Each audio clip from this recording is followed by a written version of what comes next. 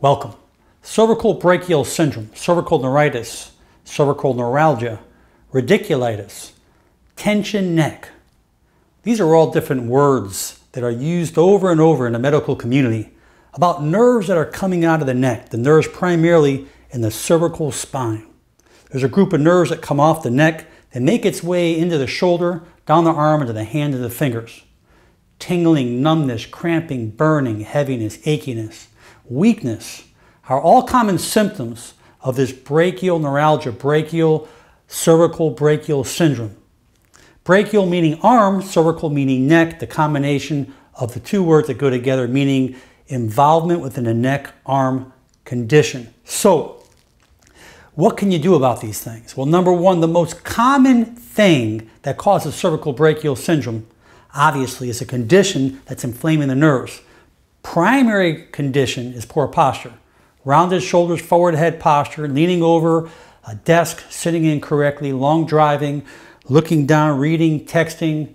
You get the message. The bottom line is that these muscles are overworked, the nerves are being cramped, they're being inflamed and irritated, and it's causing symptoms that's going down the shoulder or into the arm or into the hand region.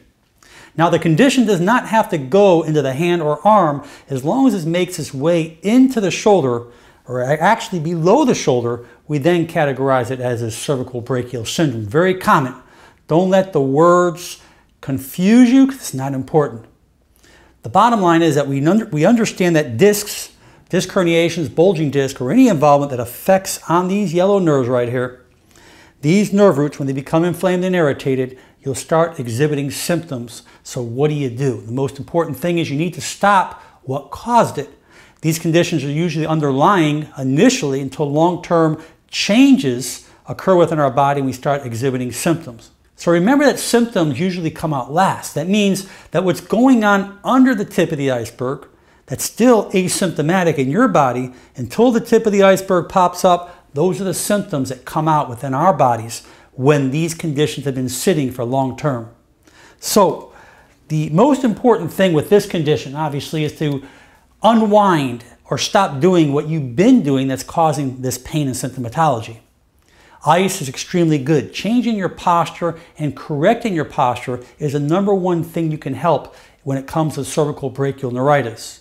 Obviously, if you're holding objects and you've got pulling on the arm, you need to stop holding those objects or carrying those objects because that will stretch the brachial plexus, which is a group of nerves that are coming out of the neck when the shoulder is being pulled downwards. So that's why many people with severe conditions put a shoulder sling on that seems to allow the body to repair and heal much quicker. Although, in these particular conditions, when it comes to tingling, numbness, cramping, the most important thing is we're looking for change of symptoms. Even though you may be having burning in the hand, if the burning starts to subside, you may get twitching or jumping in the muscle. That will eventually subside. You may get like a weird sensation. Maybe you feel like you have ants crawling on your skin, and that will subside. That is a good sign. We want change. So don't panic when something goes away and a new symptom comes. As long as that original symptom starts to subside, that's a very, very good sign. Okay, for the corrective exercise, I'm going to have you hold your hands up like this, as if you're holding 2 glasses of water. And what I'm going to have you do is stick your chest out and pinch your shoulder blades together as your arms squeeze towards your spine, as you're bringing your hands towards your spine and back as you squeeze those shoulder blades together. Feel how nice that feels.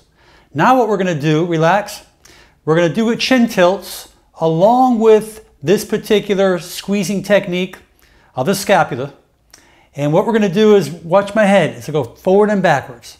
So leave your head in a neutral straight position and do not extend it back nor flex it forward. And I'm going to have you bring your chin straight back towards your spine and hold it. Okay, and relax. Now we're going to do them together. We're going to take our hands and our arms. They're going to squeeze our shoulder blades together for 5 seconds as I do a chin tilt with my neck like this. 5 seconds, then relax. Squeeze, bring the chest out, chin tilt, straight back, chin going straight back towards your spine. Good. Relax. Squeeze it, chest out, chin tilt same time. 5 seconds, and let those muscles contract and relax. That's the technique. Very simple. You're going to do 12 repetitions, 2 to 3 sets. You're really going to contract and work those muscles. You can do those every other day. It will make a big change to help strengthen those retractor, strengthen those rhomboid muscles, help bring your shoulder back, preventing that forward pronated shoulder, which is compressing the brachial plexus, as well as the chin tilts to strengthen the neck deep flexors of the deep flexors of the neck area, to strengthen that, to allow those muscles to hold your head backwards. Remember, as your head goes forward, as your shoulders go forward, the trap muscles and the compensatory muscles, all where the brachial plexus runs through, is squeezing on those nerves, causing you to have tingling, numbness, cramping, burning, aching, whatever symptoms you're having down into the shoulder, into the arm and hand, even into the fingers. I ask you to share this video, please, and I ask you to subscribe if you haven't. And I really hope this makes a big change in your health. Give it some time. I really think it will do you a lot of good. Leave your comments below. And most important, make it a great day. I'm Dr. Alan Mandell.